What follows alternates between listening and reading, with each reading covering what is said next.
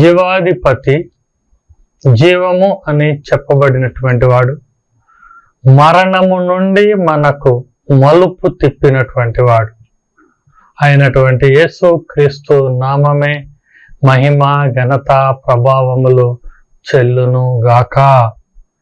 దేవుని బిడ్డలారా, ప్రభువు మనలను తన రూపములో ఈ లోకములో ఉంచినప్పుడు మన ముందు కుడి ఎడమల రెండు ఆత్మీయ అంశములను, దానికి వ్యతిరేకమైనటువంటి అంశములను మన ముందు నిలబెట్టాడు.